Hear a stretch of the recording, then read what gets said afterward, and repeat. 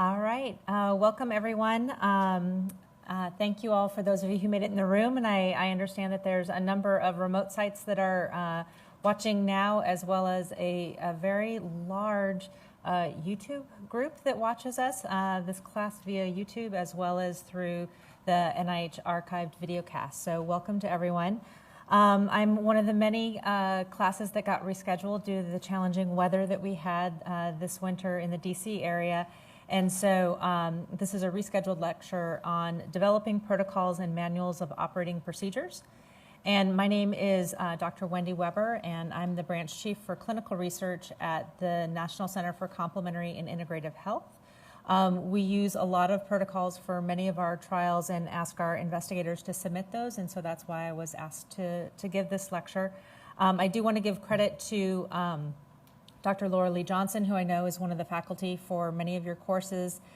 She used to give this lecture many years ago and transferred it over to me when I joined NCCIH, and I still heavily rely on her initial slides, so I like to give her credit for that. And if there's questions in the room, just let me know, and I'm happy to take them as we go along if there's clarifications, and hopefully we'll have some time at the end for questions that come up as well. And I'll just repeat those for those on the video feeds or other remote locations.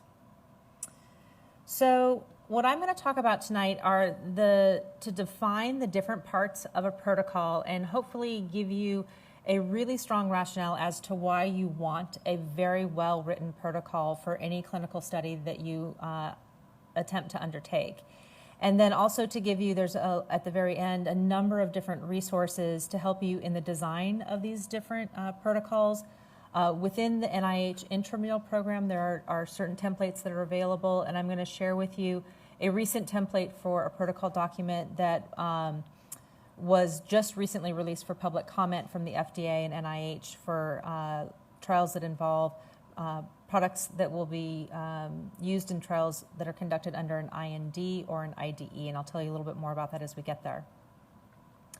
So the question that, especially people who are new to clinical trials, there's often a lot of confusion around the difference between what goes in the application versus what's in an actual protocol, versus how detailed the manual of operations and procedures is.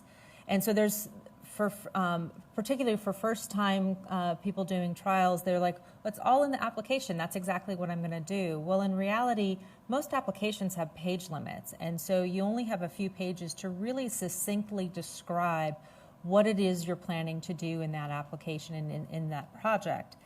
Whereas a protocol doesn't have a page limit, and it really should be a very detailed discussion of exactly how everything is going to be done.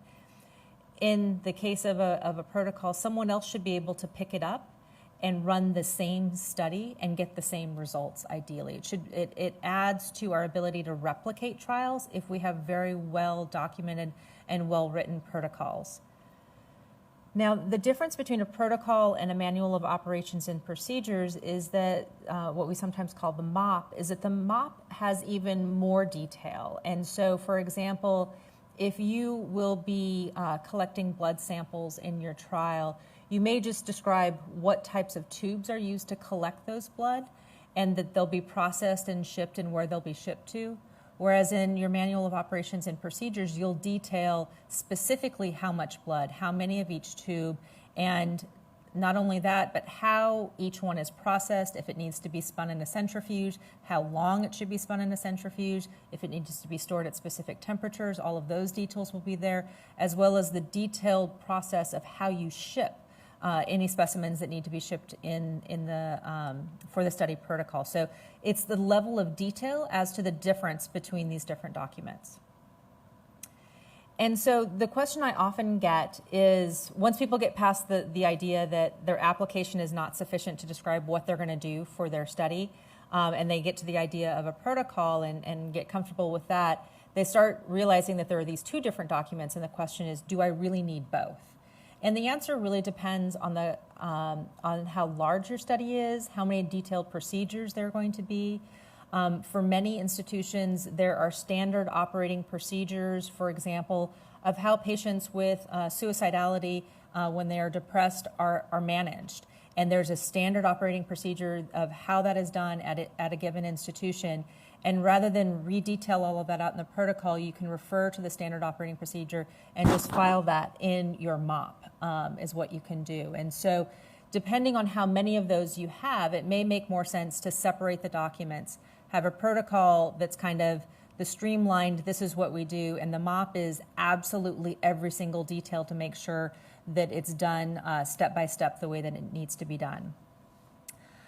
Another time when it can be very useful to have both documents is when you're conducting a multi-site study and one or more of your institutions requires that they use their template for a protocol.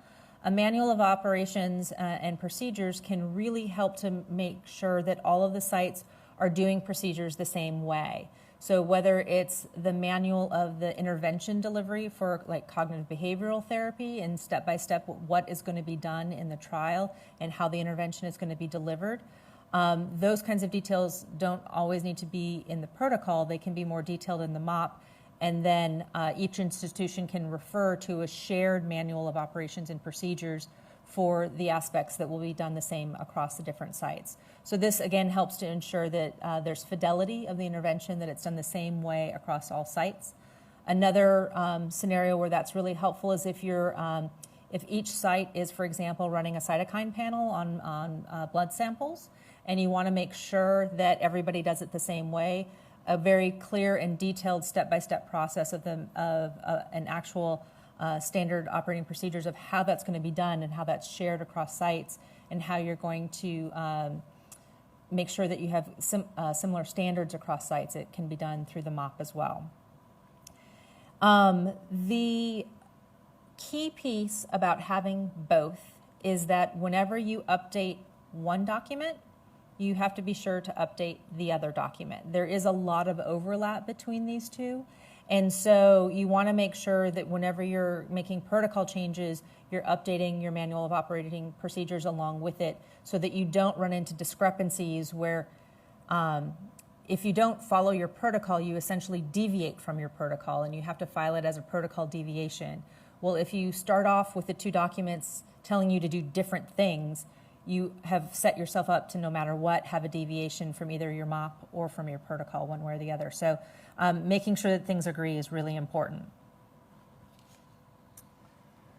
So the purpose of a protocol is to really give you an overall roadmap of how the study is going to be laid out and how it's going to be done, from the study design all the way through recruitment and randomization of participants if they're randomized, delivery of the intervention if you're delivering an intervention, how you're going to collect data from individuals, how you're going to then store that data, use that data, analyze that data, and report it in the end. So it really is from beginning to end of your clinical study.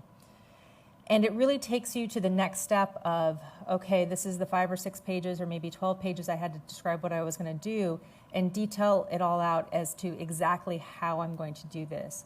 You can often anticipate problems. So if you realize that you need to do a fasting blood draw first thing, but you also need to get some other baseline measure on an individual, and you have to decide which one needs to be done first. Do we want to give them, take our blood draw first, or do we want to have them perform this really important lab measure that also needs to be done fasting? When can we feed them? Well, can we feed them in our clinical site as to where they're actually being seen and where the data is being collected? Or do we have to take them to some other waiting area so they can have a snack before we ask them to fill out 3 hours of survey instruments? You can't ask someone to come in fasting and then give them 3 hours of additional survey instruments to fill out without giving them an opportunity to eat. So writing all of these different steps out really helps you in figuring out and identifying where the challenges are going to be. And it's really helpful to have one of your staff members, or even I often hear the principal investigator will say, okay, I'm patient 0.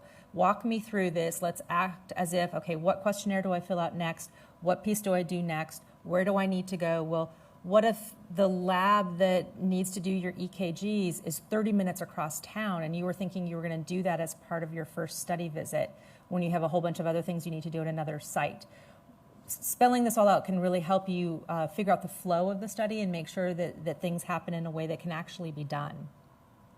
And while you write that all in the protocol, you write that all in the application, it's not until you actually sit down and think about actually taking a patient through it all, do you realize they need to be in two different places at once, or who is going to, this person's supposed to be blinded and this task is going to unblind them, and so how are we going to collect that information and make sure that we're not unintentionally unblinding our study staff and reducing the rigor of our studies. So there's many purposes to the protocol. Another is to really make sure that everything is done the same way for all participants, and that's both the safeguard of the participants in the actual study, as well as to make sure that the data is collected the same way in all participants. I often give the example of blood pressure. If we have a participant who's running late, they walk in and the first thing you do is measure their blood pressure, and they've been stuck in traffic for an hour and a half and they saw an accident on their way in, and now you want to take their blood pressure, and if that's your primary outcome, whether or not blood pressure is reduced, that's probably not the best accurate and most accurate measure of what their resting blood pressure is. So how long do you need to have them wait? How long do they need to rest? Can they talk on their cell phone while they're resting? Will that increase their blood pressure even more? So there's a lot of different details, even though it's something as simple as blood pressure. If it's your primary outcome, you do need to specify the details of how you're going to collect that. Are they sitting? Are they standing? Are they laying down? There's a lot of different ways that you can collect something like as simple as blood pressure. So the other nice thing about having this protocol all written out is it really facilitates communication among all of the different players that are involved in a clinical trial. So you have your biostatistician involved, you have your funding agency potentially involved, your collaborators, the employees that you might be working with. If you're working with a funding agency that is an employer, for example, that's another group that you might be working with. And by laying this all out and kind of identifying your analytic plan and what the primary, secondary outcomes are going to be, you actually can get quite a head start on your manuscript preparation because you've already detailed all of your methods in your protocol. And then you can even do a methods paper about the protocol itself, so you don't have to reference that and use so much of your space in your primary publication talking about the study design itself. You can reference that in a separate publication. And you can even start making decisions about authorship and what are the qualifications for authorship, those kinds of things we often see in protocols as well. So I mentioned that there was something new. This is the something new. So just about last week or so, March 17th, the NIH and the FDA put a notice out in the guide asking for public comment on a draft clinical trial protocol template that would be used for phase 2 and phase 3 IND or IDE studies. So either substances that fall under the investigational new drug application and need to be conducted under an IND with the FDA's oversight, or device studies that are required to have the study conducted under an IDE, which is the investigational device exemption application. And so this is open for public comment for a month. All of the screenshots I'm going to use for the table of contents for the protocol actually comes from this template. And if you use the link that's here about how to submit a response and to get to the draft template, you'll see that these are available on the Office of Science Policy here at NIH for these clinical trial protocol template documents. Also, there are the policies related to the clinical trial definition for NIH, the sharing clinical trial information policies, and clinical trial enrollment tracking requirements for NIH. So this is, as I said, something brand new, but it is something that I think you're going to see being used across NIH as a protocol template, and for the FDA as well for these IND, IDE type studies of phase 2 and phase 3 designs. So what I plan to do next is to walk through some of the key elements of a protocol. As you'll see as I show you the screenshots of the table of contents, you'll see that the list is quite long of all of the elements that go in. One of the things you'll notice if you go to the site is that there's 2 documents there. One is a PDF that is the template with instructions in it, and the other is a fillable Word document that doesn't have the instructions, so that you can really use it as a template and create your own protocols. But there are instructions in the PDF version. As I mentioned, I'm only going to highlight a few of the really key areas, and what I'm going to try to do as well is kind of point out where the protocol would vary from a MOP. There's so much overlap in what's covered. I'm going to try to give you a few examples in each section around how a MOP might be different and what additional information you might find in the Manual of Operations and Procedures. So let's start off on the description of the study design. So this is the start of the template here in the table of contents, and you can see it. This one actually asks for a statement of a schematic of the study design. That is something that we haven't seen in all previous protocol templates, but it's a really helpful way to get a visual of what's happening in the study. Where do participants go? What different study arms might they go into? What steps are involved in terms of number of study visits and those types of things. So that's something that there's instructions in the template for. So one of the key elements that you want to talk and have fully described in your protocol is the description of the study. And I have two different examples here. The first is an observational study of decline in pulmonary function in persons living in heavily industrialized areas compared to persons in non-industrialized areas. And the second is a prospective non-concurrent study of post-operative pneumonia in patients receiving regional versus general anesthesia for peripheral vascular grafting.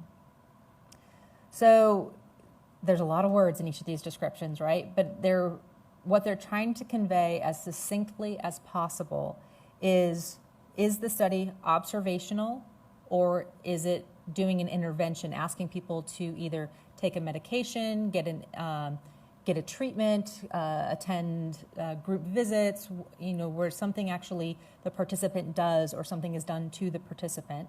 So that's one aspect.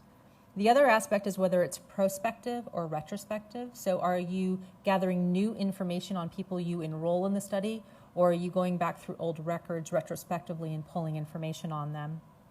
Is the study randomized or not? In this case, neither of these studies are randomized. They're both observational cohort study designs where some of the participants are exposed to a particular risk factor and others are exposed to either not to that risk factor or to some other version of an intervention.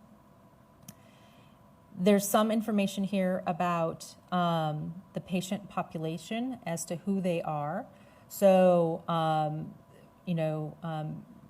looking at decline, the other aspect is that the actual outcome measure. So the first one, the outcome measure, is pulmonary function, right? We're looking at decline in pulmonary function, specifically in these people who live either in one area, the heavily industrialized area, which is the risk factor that the cohort study is looking at, versus those that live in a non-industrial area. We can't randomize people to either live in one area or to not live in that area. So we have to do observational studies for this kind of work. The second one is also prospective. It's also observational. And in this case, they're looking at a very specific patient population that's either getting one of two different types of anesthesia for this peripheral vascular grafting procedure. And the question is, how much postoperative pneumonia do you see in those patients? So the unique word here is non-concurrent, which means there's been a change in practice. So people used to receive general anesthesia for this procedure. Now they're receiving a more regional anesthesia. And these investigators were interested, are there better outcomes with a regional versus a general anesthesia? There's good reason to suggest so, but because they're not done at the same time and patients aren't randomized to receive one or the other, there's a lot of potential bias that could have happened in this type of study because a lot of other things could have changed in practice as well, in addition to the fact of how we deliver anesthesia. So all of those are different elements that you want to think about when you're describing your actual study, and I'm going to go into a little bit more detail. So whenever you're describing your study design, the most important thing to focus on, and what I often, in talking to investigators that are thinking about submitting applications, what I always come back to is, what is the question of interest? What is the hypothesis that you want to test? Do you want to see whether an intervention now works in a new population? Do you want to make a decision about an individual case and be able to make maybe predictive responses about who will respond to one treatment versus another? Do we want to look at overall change in a population? Do we want to look at differences between one group versus another, a comparative effectiveness study, drug A versus drug B, treatment A versus treatment B, procedure A versus procedure B? Are there biomarkers or are there outcomes that we're very interested in looking at? And then one of the aspects of looking at all of this is what's currently known and doing a critical evaluation of what's currently known to determine where do we go next. So if we have no safety data on, in our center, we have applications looking at botanicals or dietary supplements or probiotics. If we have no safety data on a particular natural product, it's really unlikely we would be able to initially jump straight to, does it work for a given condition? We're likely going to need to do some earlier safety types of studies. So our question of interest, while in the end might be, does it work? We may need to do some earlier steps to figure out how safe is it, how high of a dose can we do, and those sorts of pieces. And so our question changes based on what the current level of evidence is. So I think you've heard quite a bit about different designs and different types of options. And so it's important to think through as you're trying to decide what you're going to propose in the kind of study that you're going to do. What is your hypothesis that you want to test? And then what's the best design out of all the different options that are out there to answer that hypothesis? And so what we often challenge investigators to think about is, well, we all usually care the most about does it work, which is the answer to the efficacy or the phase 3 clinical trial sort of question. There's often a lot of other information we need to gather before we're ready to know and do the study about does it work or not. So really think through what's the current level of evidence and where you're at. And the design is really completely based on the hypothesis that you want to test. And I'll talk a little bit more about that in a little bit. So the next kind of critical element that's in your protocol is, well, who do you enroll? Who's going to participate in your given study? And what information do we need to collect about these individuals? So in your protocol, you want to have a lot of information about how your staff or how your investigators are going to find and recruit participants. They are not going to magically knock on your door.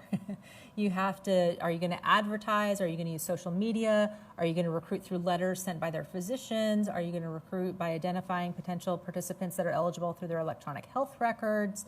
Are you going to solicit for healthy volunteers because that's the patient population that you need? You need to figure all of those details out. Where are you going to advertise? You know, if you're looking for a patient population over the age of 65, a children's network publication or social media is probably not the best place to look for those individuals. You might want to go somewhere else. So getting a lot of information on the demographics of who these people that are offering you different marketing opportunities, what their demographics are, who are the kind of people that they can reach out to, what's their circulation, how many people do they talk to. We're finding more and more that people are using social media to recruit participants, and that seems to be working quite well, although the initial screening process creates a very wide funnel at the top, which can be very resource heavy, depending on how your study is set up and how much initial screening can happen online versus needing to be done in person.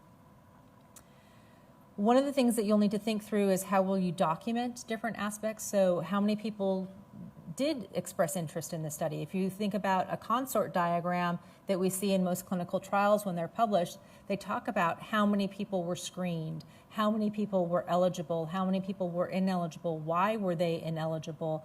Did they decide they were just no longer interested in the study, or they actually met an ineligibility criteria, met an exclusion criteria?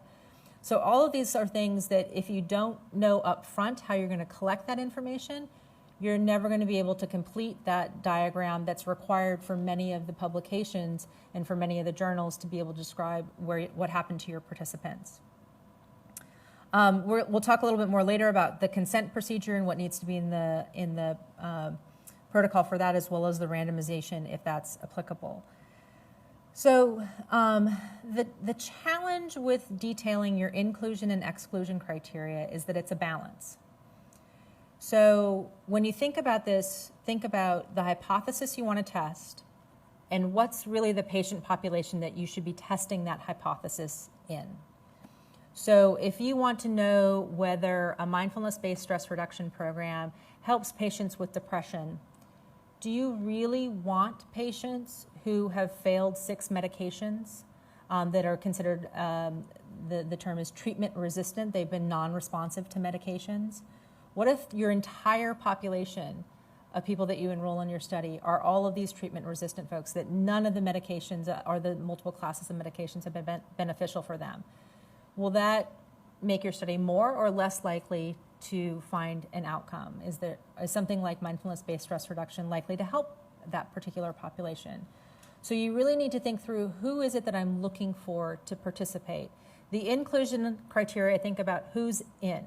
What different kinds of elements do we need to define to decide who is going to be into the study? So you want them to have the condition that you are interested in studying. So if it's chronic low back pain, you want to define for how long do they have to have chronic low back pain? What do we mean by chronic? Is that a month? Is that 2 months? Is that 3 months? And I'm going to show you some examples of some definitions that you can use to help you so that you don't have to create that de novo for every study that you do. You want some demographic characteristics. Are you going to limit your study to only men or only women? Is there a scientific rationale for doing that? Is there a specific age range that you want to recruit? Because, for example, no one has looked at the treatment of low back pain in older adults over the age of 65. All of the previous studies have only been done under the age of 65.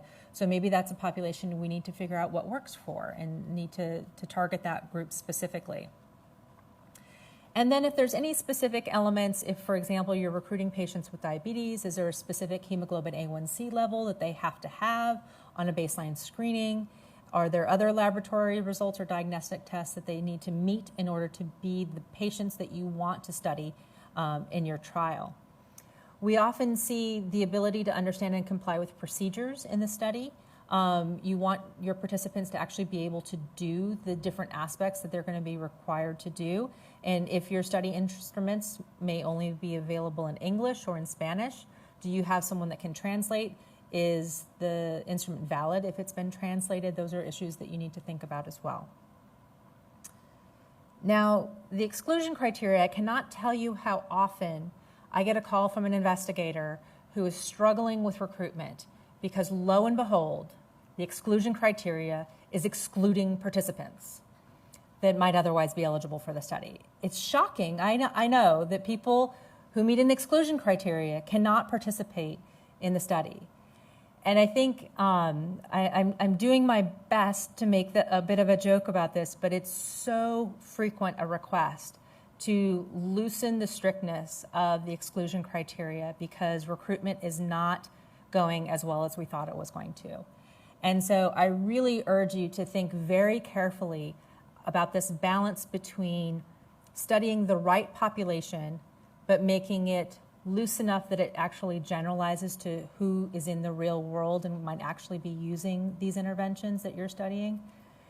And really basing your set of inclusion and exclusion criteria around the scientific aspects of who should be in the study and who should be studied, who's the best population to answer your hypothesis, as well as the safety aspects of making sure you exclude anyone that it wouldn't be ethical or it wouldn't be safe to include them in the study, that they really need other treatment. So we often see that patients with unmanaged severe mental health conditions are excluded, and that's really because we want to make sure that they get referred to treatment of those conditions and that they're not delayed from being treated for those very serious conditions while they participate in a study. And so that's really the safety aspect of those pieces. So you really kind of want to go through and make it very clear. And I'm starting to think more and more about asking my investigators to give me their first pass at how they would change their inclusion and exclusion criteria if recruitment were slow, to get them to really think about what this should be so that they can realistically hit their target goals. Because the almost always the most difficult aspect about any clinical trial is finding enough participants that meet your inclusion exclusion criteria and that want to do your study. And so it's just the common challenge that we're seeing across all studies. So I think the other elements you can read here, I think I mentioned the safety piece. Pregnancy is often a common exclusion criteria that we see, particularly for novel medications, for drug studies, for natural product studies, where we don't know what the impact of those would be on a developing fetus. There is still a huge need for studies in pregnant women to determine how they can be treated for many medical conditions. And because they're excluded for safety reasons from most trials, there's usually very little data about the safety and effectiveness of most treatments in pregnant women. And so it is typically those are done as specialty trials that focus only on that patient population. There are many women who need to continue their medications or continue their other treatments, and it would cause safety concerns for the mom to be able to get off of those. And so they do continue to use them despite not knowing what the impact may be. So there is definitely still a need for that. However, for the general population studies, we often do see those exclusions, and those are generally considered scientifically acceptable exclusions. Because in a general study, you wouldn't have enough pregnant women participating to be able to inform anything about safety if you only have 3 or 4 individuals in a study who are pregnant. The other important thing to think about are the logistic concerns. You don't want to enroll patients, for example, that need to come to a class that happens every Tuesday night from 7 to 8 p.m. when they have a conflict. There are some things that you can include in your inclusion and exclusion criteria to make sure that they're not expecting to move. If you're studying active military or those National Guard, that they're not anticipating a deployment, such that they would be gone and not able to complete the study, and you would have a large amount of missing data because of that. There are some unique ways of doing trials in those populations so that you can get complete data, but it is a kind of a specialty place.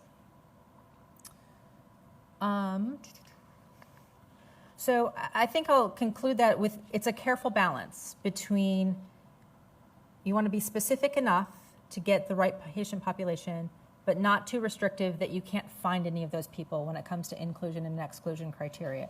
So it really is a difficult balance, and spend a lot of time really thinking about those elements, because that is what makes or breaks your ability to recruit and complete a trial. So I next wanted to talk a little bit about the actual study agent or the intervention. So because this was written, this particular protocol template is for either drugs or devices, they talk about the study agent. Other protocols certainly can be done and developed for behavioral interventions or for procedures like surgeries or other types of interventions. And certainly you can have a protocol for observational studies too that talk about how you're going to collect the data over time, and you may not have an intervention at all in that particular protocol, in which case these particular sections of the template would just be removed and stated as not applicable for that particular trial. So you want to, as much as possible, define the treatment very clearly. So with NIH, we've seen both at NIH, the recent publications around enhancing rigor and reproducibility. And part of that is knowing what was the treatment that was actually delivered.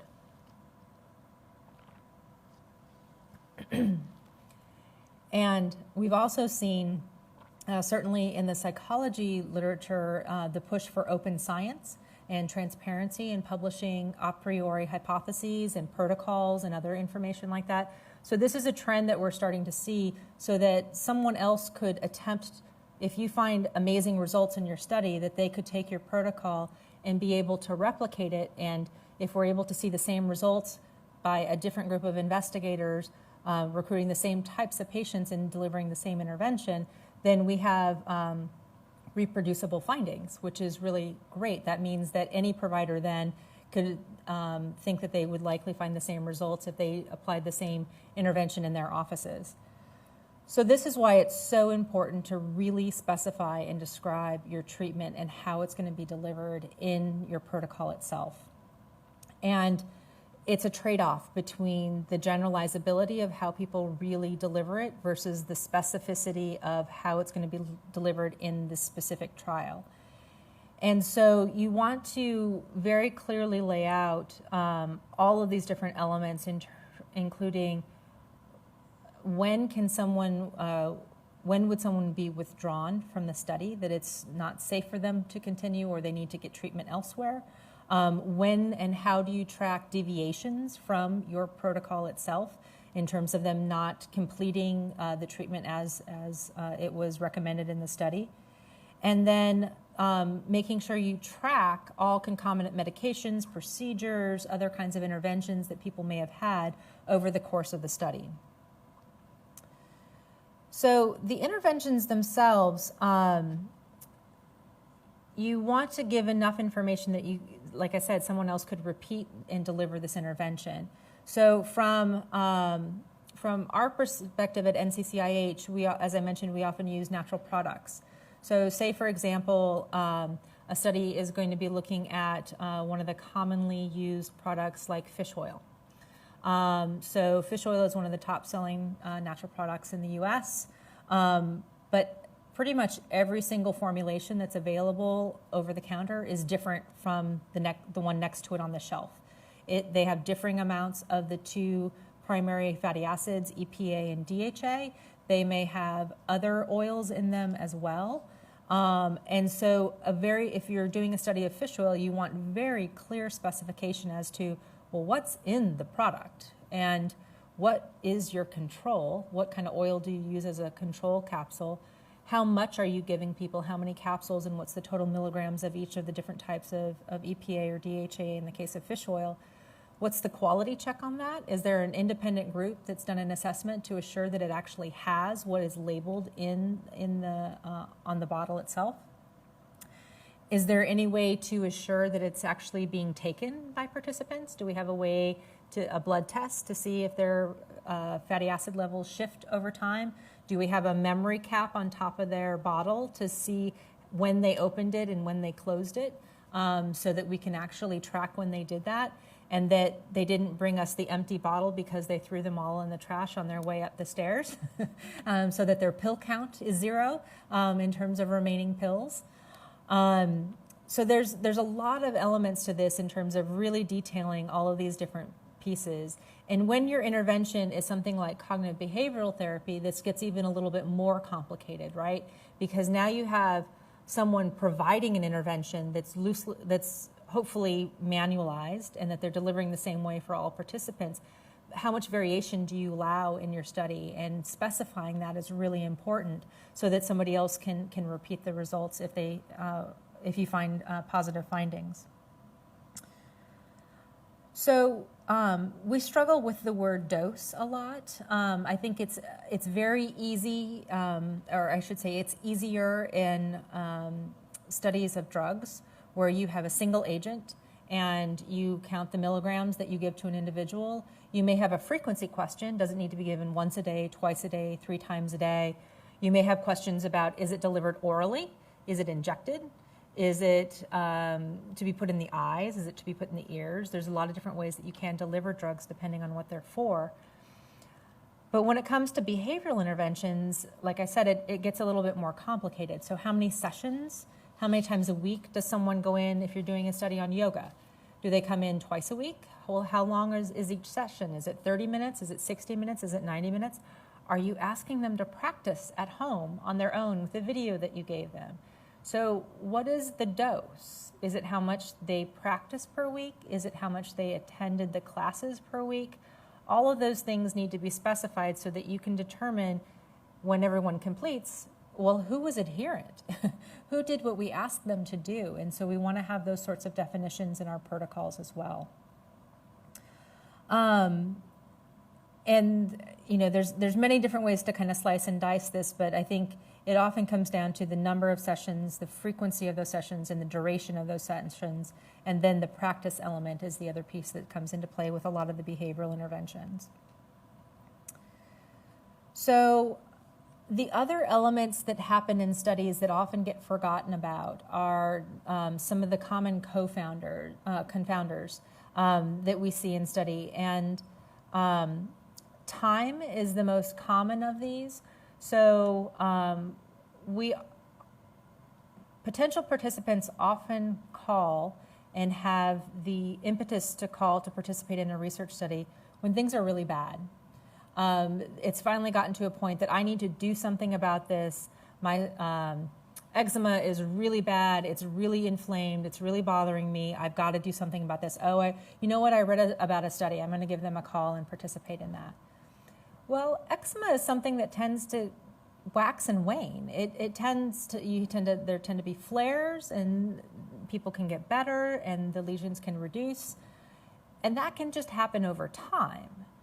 So if you have an uncontrolled study where you only have an evaluation pre-post of someone getting an intervention, can we reduce stress in individuals with eczema by having them meditate, for example, and everyone gets better over time, and we don't have a comparison group that just came in and had a social support where they chatted with other people, and instead of doing meditation, they maybe discussed a book or they read, discussed current events or something like that. Might the social gathering also be a stress reliever? Might that also have an improvement in their symptoms over time? And might patients just get better with time itself compared to when things were at their potentially worst when they decided to actually call about the study? So for conditions that tend to wax and wane like this, get better and worse, that's when comparison groups are particularly very important to include in studies. And it's randomization is our favorite friend in clinical trials because it balances the groups at the beginning. And so randomizing to some sort of comparison group is often really important in studies of things like depression, where symptoms get better and worse, and certainly things like eczema, and there's many conditions that you can think of that would fall into that sort of category. And one of the things that you also have to think about is whether your comparison group might actually be an active intervention. And so sometimes we'll see in our studies that people want to use exercise as a comparison for yoga or for other forms of interventions. And the hypothesis that you're testing then is whether yoga as a form of exercise has added benefit over exercise by itself. And so it's not, does yoga help compared to time and attention or compared to usual care? It's really, is it over and above what we would see with something like exercise itself? So the comparison group is really important as you're planning your studies and working on your study design aspects. And this is kind of, I led into my next slide here.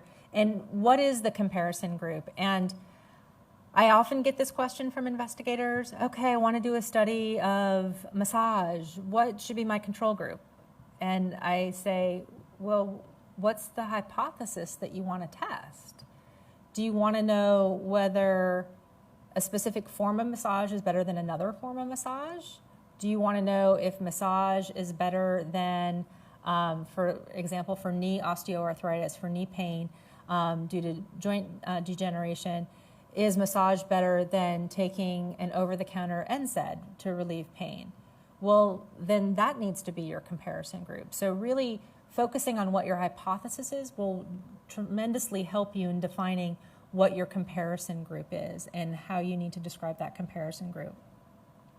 There are many different options, and each of them change the hypothesis that's actually tested in the study as you shift the control group that's used in a particular trial. I'll make a note about placebos are often easier to mask and create for medication trials, for drug trials. They're much more difficult to create sham procedures or sham interventions. And so we often see health education comparison groups for a lot of behavioral interventions, but some of them are quite active. And so again, determining whether it's an active comparison or whether it's a true control intervention where you don't expect to see much benefit is really important in your statistical analysis plan, and we'll get to that in just a moment.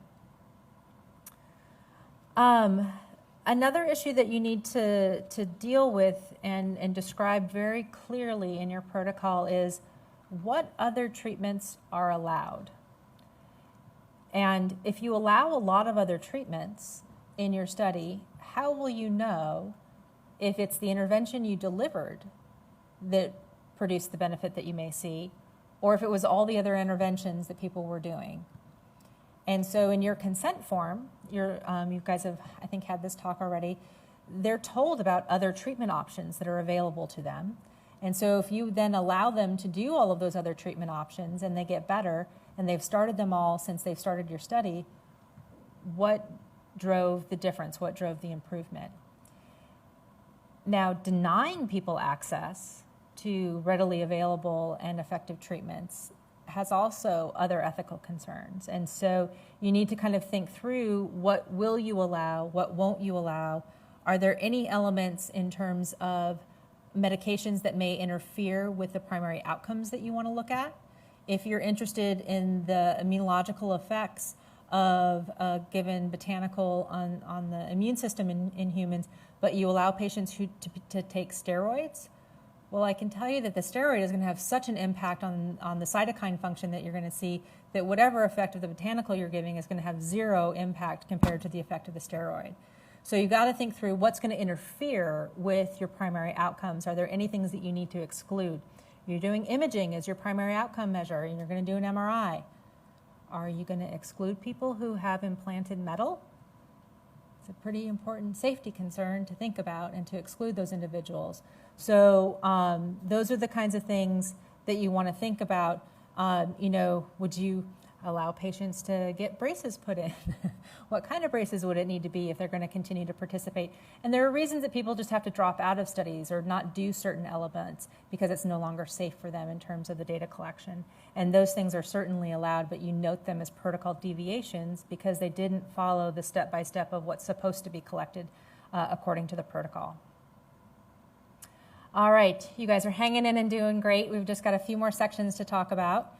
And I know you've had quite a bit of information around statistics and study design and sample sizes.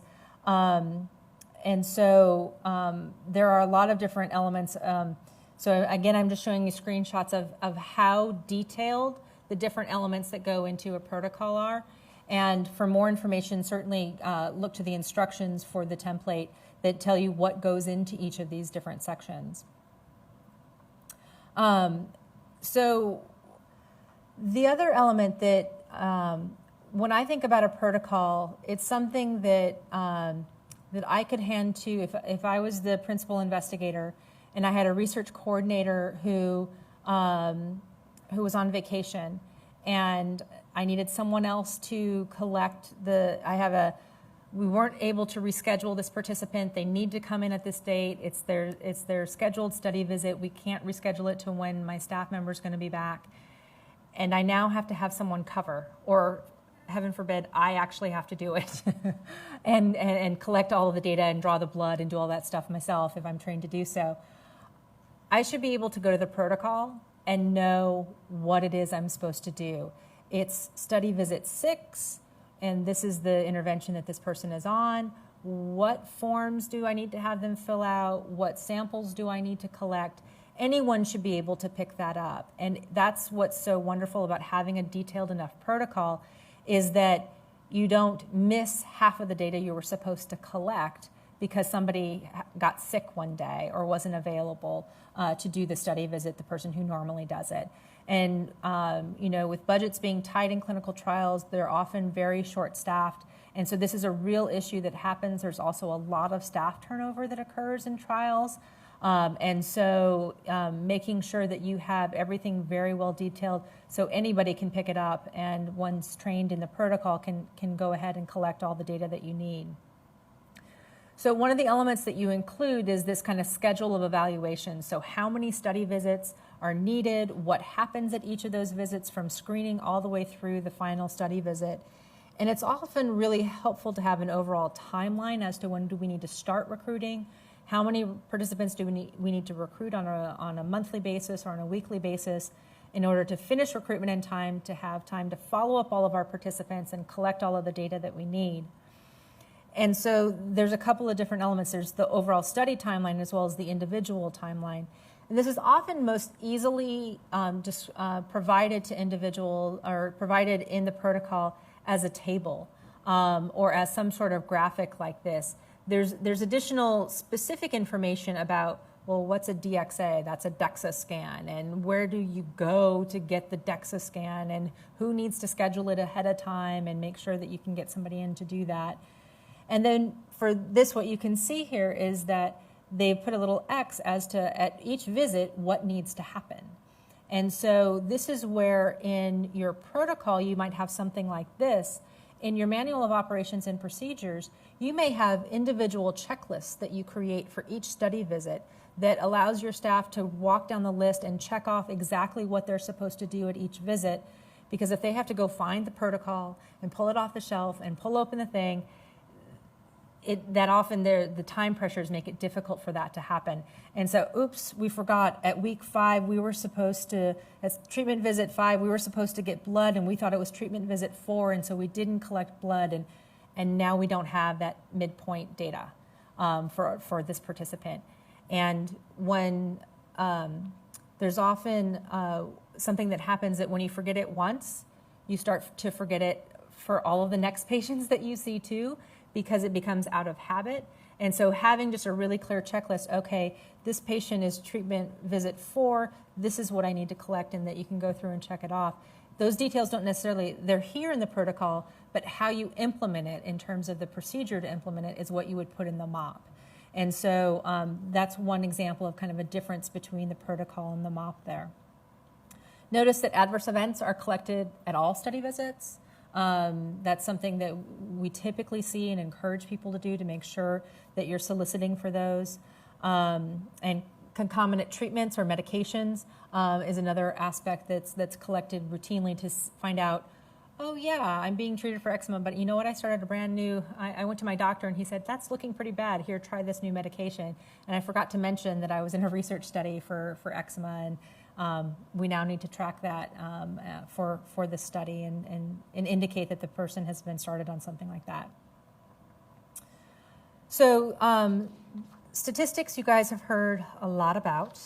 And so I'm going to focus less on the methods and stats and a little bit more on kind of the practical implications of those statistical choices. And so, again, these are all detailed in your protocol so that you don't get to the end of the study and go, what did we want to look at? What was it that we were going to analyze? We had this great idea, and then you go back to your application and you're like, yeah, we described that in 2 paragraphs because that was all the space we had. So this is where you have the opportunity, lay it all out. Your analytic plan can be done so that as soon as the data is clean, your biostatistician can run it because you already know what you're going to do. So it saves you a lot of time in the end if you have this all spelled out ahead of time. And more importantly, what we're seeing in the open science trends and for rigor and reproducibility is that people are having to put their a priori hypotheses and in some cases analytic plans out there and before they even start enrolling participants. And so journals are now comparing back to, well, what did you say your primary outcome was going to be? And is that actually what you're reporting in your primary paper here? So it's important to get those things specified and detailed. I mentioned before that when I think I was talking about blood pressure and how you might collect that. So this is an area of your protocol where you define really clear how you're defining your outcomes.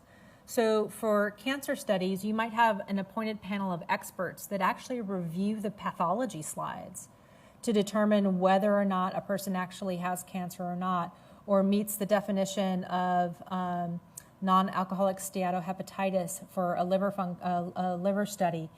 You may actually have a group of individuals who review those blinded and make a determination as to whether they think that disease is present or not in the sample that they receive. They might see an imaging scan and make a determination as to whether or not, what is the size of the tumor? Has it shrunk or not? And so they actually give the measurements and those kinds of things. So you want to define how, for your study, you're going to define your outcome.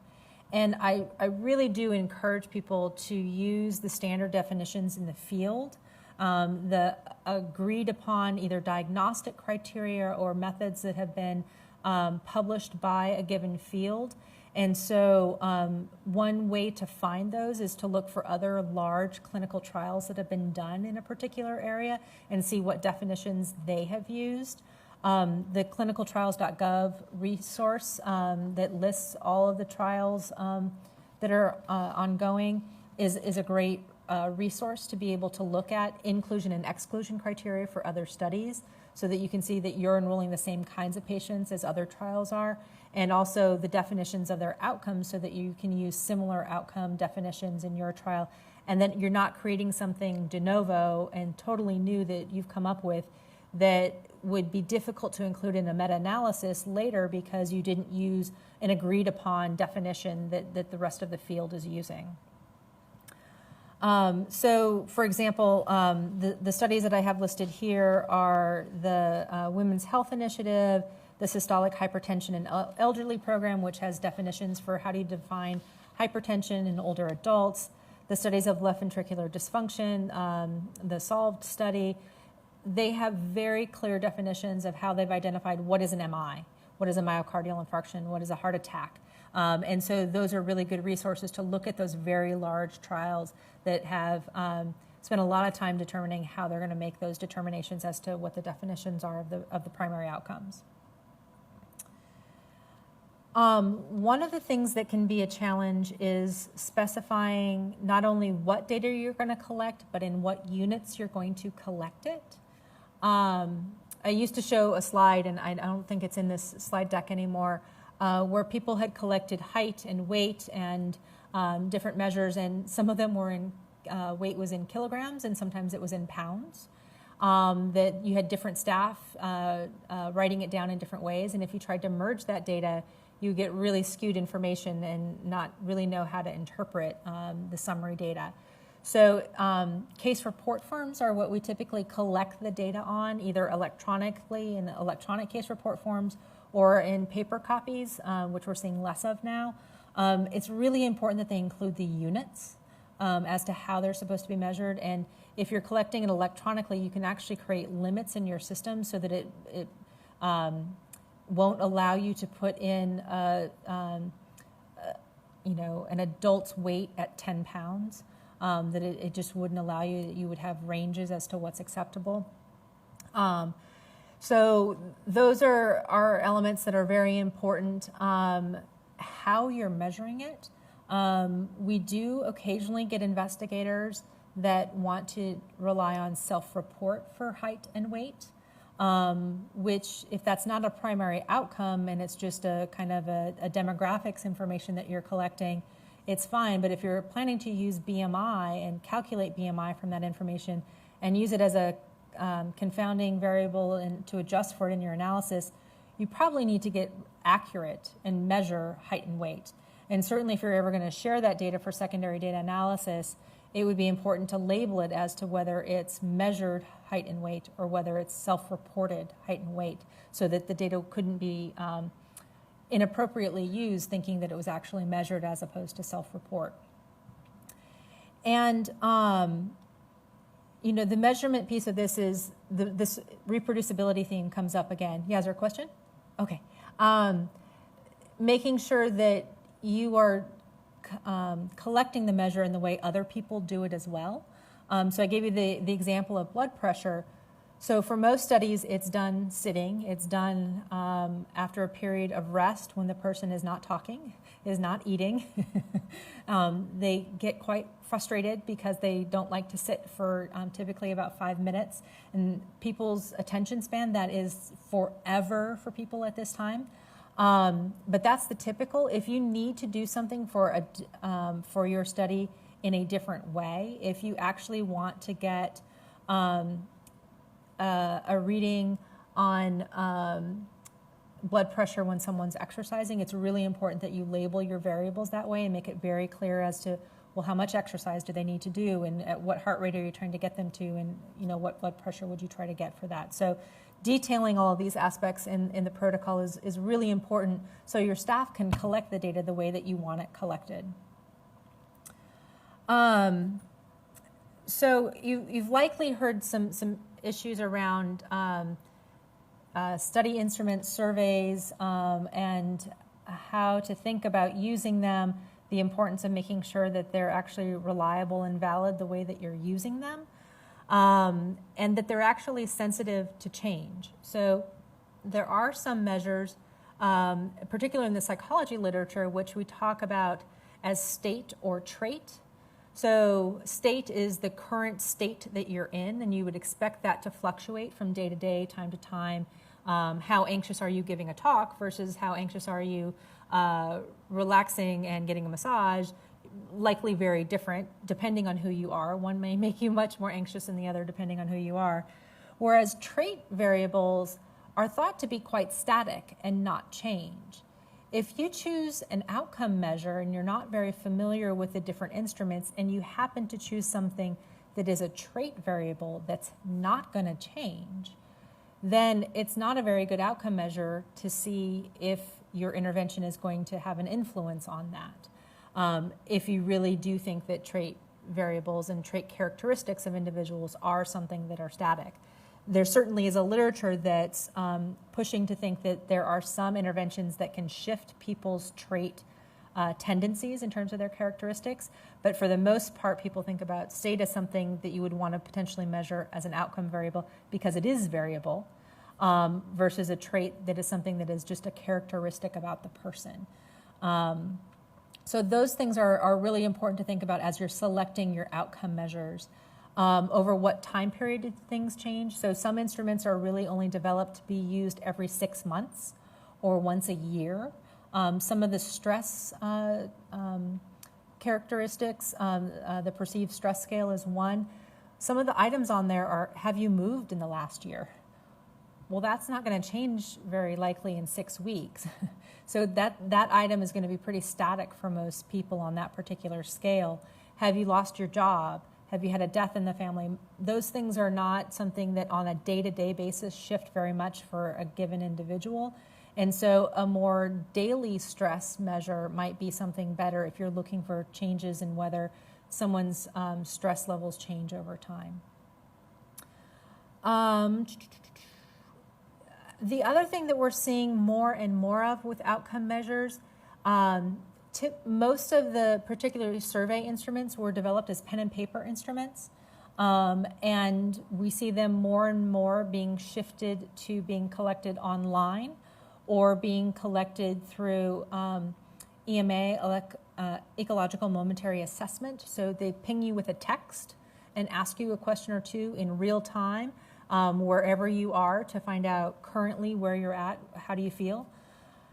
And if the instrument wasn't validated to be used that way and to be assessed that way, then it really needs to be validated to be used that way, because there could be confusion around the language, there could be a lot of problems with how reliable it is and whether you get the same response every time you ask the question.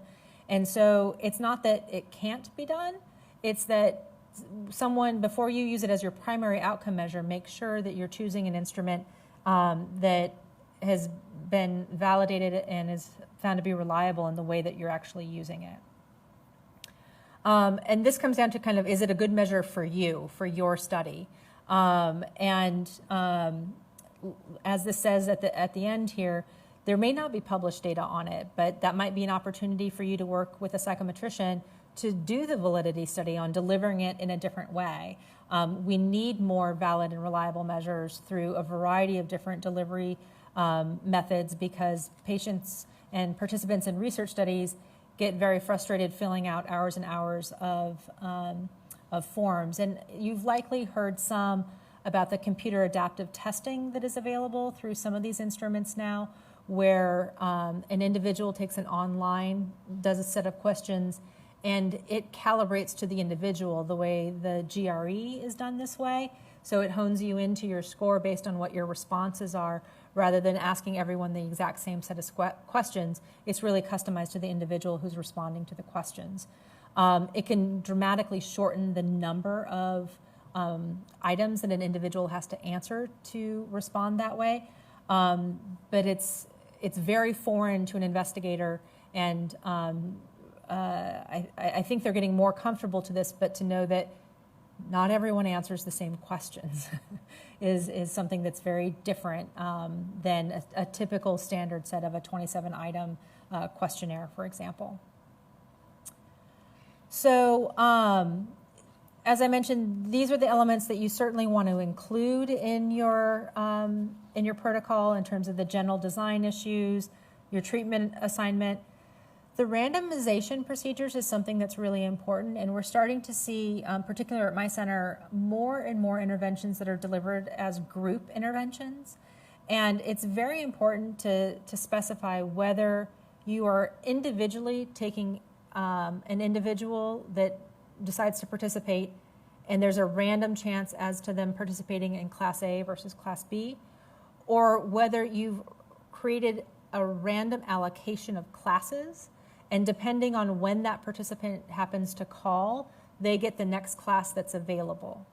And as you can imagine, if that randomization allocation sequence becomes known to study staff or to the people enrolling participants, it may influence who they decide to participate. So if treatment A is a surgical procedure and treatment B is a watch and wait, they may hold off. I mean, this is an extreme example. This is not likely to actually happen in a trial, but there certainly is published literature that if the staff is aware, they may even unconsciously not refer people to a study if they know that the next treatment allocation is for a watch and wait. If they think that patient really needs treatment, they may actually not even refer patients. Whereas if they know the next treatment allocation is to the actual intervention, they're likely to refer a lot more patients, and potentially much more severe patients that they think would respond or do well with that particular treatment. So the blinding of the delivery and the sequence of class delivery in particular is something that's really important if you're doing a random class allocation, which we're starting to see more and more. And the same is true with other types of cluster designs and that need to be taken into account. The other issue that comes up that I don't think gets enough attention is the fact that when you randomize the participants in a study is really important in terms of your study flow. One of the things I'm going to talk about, and I'm sure one of the terms you've already heard, is intention to treat analysis, which is everyone randomized gets analyzed. And because of that, you want to shorten the time and the wait period between when the randomization is done and when the participant actually starts the intervention. So I've mentioned a few times that we often have these class-delivered interventions. Mindfulness-based stress reduction is one of them, but this could be true for a group-based cognitive behavioral therapy or other group-based visits for diabetes management. And if you have to wait until you get 15 or 20 participants before you can start the classes, if the first time someone calls you and you determine that they're eligible, you decide to randomize them and you say, okay, you've been randomized to this class and it happens on Tuesday night, and our first class will be on April 25th. And then you wait and you contact people, you're going to lose a lot of people. And so you run the risk of having a lot of people drop out of your study after they've already been randomized, and you now have to include them in your analysis. If instead you screen people and you let them know, okay, our classes will be starting around the middle or the end of April. We'll call you again at the middle of the end of April to make sure you still want to participate and confirm some of the characteristics, that nothing has changed and you're still eligible for the study. The study is planned, your first class is April 25th, and you let them know the class will either be on this night or on this night. Please make sure your schedule is clear so that you can participate in the class. You call them ideally the day before, if you can. You wait really as long as possible to be able to confirm that they're still eligible, and then tell them which class they're going to go to after you confirm they can still attend the class. Because so many things come up. Oh, my parent, I have a sick child that I've got to do all of these visits with, or oh no, my neighbor fell and broke their hip and now I have to help with care for them, or my grandchild needs aftercare and my daughter got a new job and so I have to pick her up instead. So many things happen in life between the time someone decides to participate and potentially when a class might start for the class. And so putting off that randomization until the last possible moment that's feasible for the study to pull off can save you tremendously in missing data in the long run for your analysis. So that's one of the things that I certainly wanted to mention tonight. The other thing that I'll mention is that if you have interim analyses, you include those in these studies in your protocol as well. And hopefully you've had some information about, really only doing interim analysis and having stopping rules if it's absolutely necessary for your study, if there's a real reason to want to assess for futility and end the study early. And certainly your full analytic plan needs to be included as well. I think you guys have heard a lot about sample sizes and the importance of basing your sample size on your primary outcome and the primary hypothesis that you're going to test, and that you've got enough information in which to base that. And there's many different ways to analyze data. My take-home message as an investigator and someone giving advice to investigators is have a really good biostatistician that you work with from the beginning all the way through your study. And don't just hand them your data at the end, because it's likely they won't be able to do the analysis that you hoped they would be able to do. You want to involve them from the very beginning to make sure you're designing your study to actually answer your hypotheses and you're collecting the data that they need to look at the outcomes and control for any potential confounders that may be measured in your study. Again, I'm not going to go into a lot of the details, although I will emphasize the point on the analytic plan that you do need to have a very clear process laid out as to how you're going to handle missing data, what you're going to do about it, how your statistician, are they going to try to impute based on other data? What is the method that they're going to deal with the issue of missing data? And how are they going to evaluate whether it's missing at random or whether it's actually informative missingness, and that you had differential dropout. So your waitlist control that you thought would be great, well, nobody came back for their follow-up visits, and so you have very little follow-up data on your waitlist comparison group. It can be a definite problem in studies that have very different types of interventions for participants and different engagement of the participants. I mentioned the interim analysis, and the biggest thing here is that you want to be able to analyze your data so that it will have an impact. And so all of these elements of including these pieces in the protocol ultimately get you to the place where you have good quality data that's been collected consistently across all participants, that you've included only participants who are eligible for your study, and that if everyone followed the protocol all the way through, you have very little to no missing data. So you have a great quality data set on which to base your analytics and then conclusions of your study. The more missing data you have, the more difficult it is to interpret the results of your study and make really conclusive statements about whether or not your intervention was beneficial or not. This I mentioned briefly just because it's this concept of if they're randomized, it is someone that you need to include in your intent to treat analysis. I'll refer you to your biostatisticians about whether or not it's wise to do modified intent to treat analysis. There's a lot of differing opinion about that. Certainly we do see per protocol analyses to see, and oftentimes these are explored as different types of sensitivity analysis to see whether there's a huge impact of whether or not people are compliant or adherent to the protocol in terms of their benefit with the treatment itself. So we're on to the last set of sections here in terms of the informed consent process. And I know you guys have had quite a few elements talking about the importance of informed consent for clinical trials. Again, this just needs to be detailed in your protocol as to how you're going to protect the safety of participants. How are you monitoring for adverse events? Who do you have to inform if there is a serious adverse event? If you're getting routine labs, well, what if you have an important finding that you find, somebody's glucose is extremely elevated all of a sudden? Who needs to be notified? Do you have permission to notify that individual? Did you get the participant's permission to tell their physician about it? Those kinds of details, if you're collecting that information, you need to have a plan of how you're going to handle it if those situations come into play. The other aspect of this that we're seeing more and more now is the importance of either a data safety monitoring board for large clinical trials or a smaller independent monitoring committee for smaller trials. I stress the word independent. This group should be able to make a recommendation as to whether the study is going to be able to complete or not, or whether the study has really gotten to a place where there's just no way this is going to be done, and maybe we should shut things down and not enroll participants and make promises that we're going to learn from their participation when there's no way we'll ever get to the full number of participants that we need for a trial. So the independence is really important. You wouldn't want to have the person making that recommendation that their job is, that they report to the PI of the study. You really do want there to be some independence from that, the group.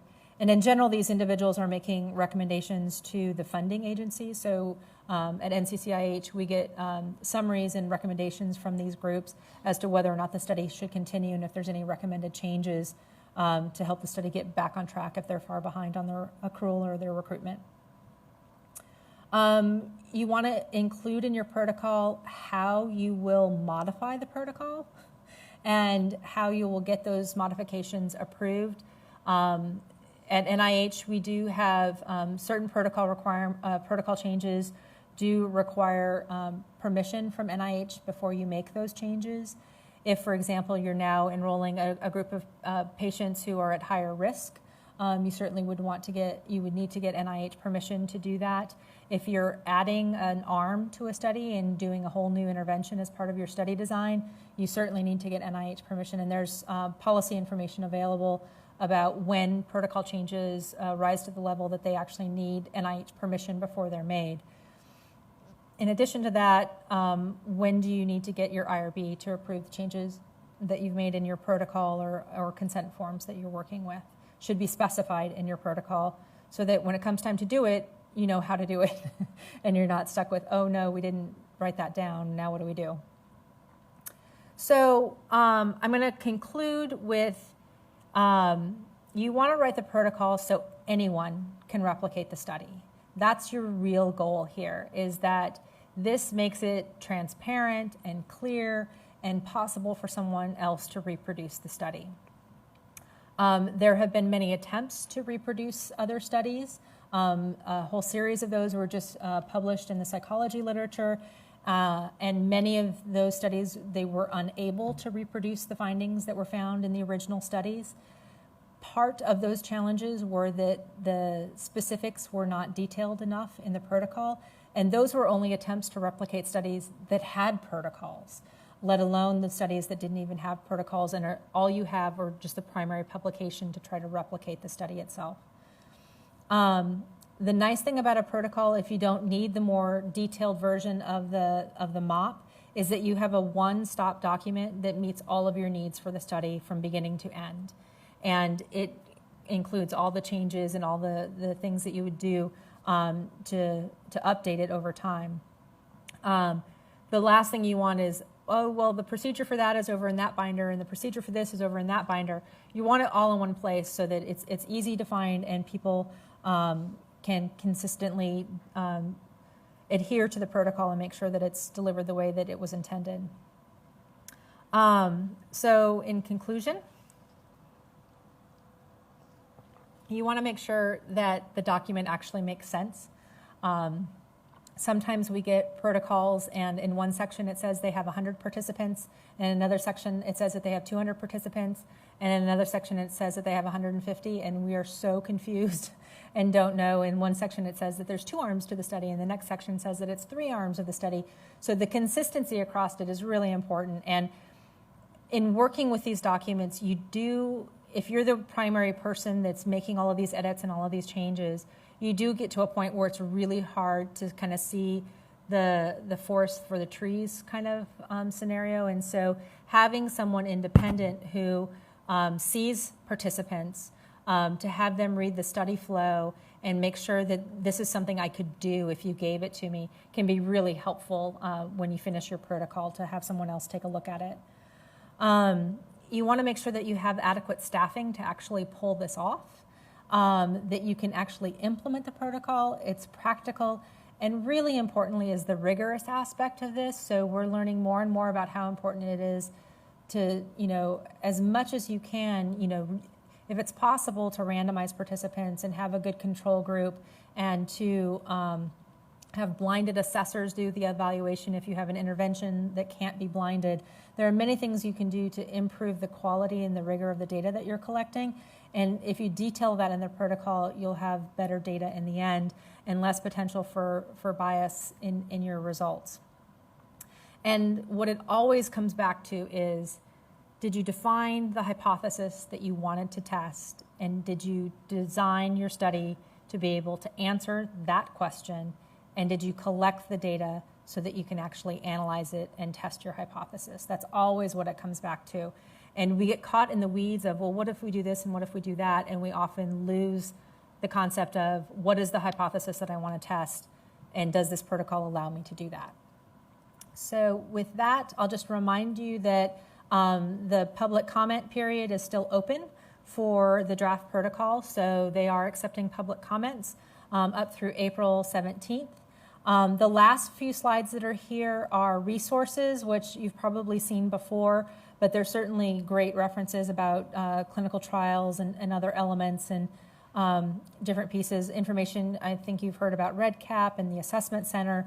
The one that I wanted to point out here is this first bullet here. This is the website on slide 55. This is the website to get to those draft protocols, so that you do have that there in the slides so that you can find them.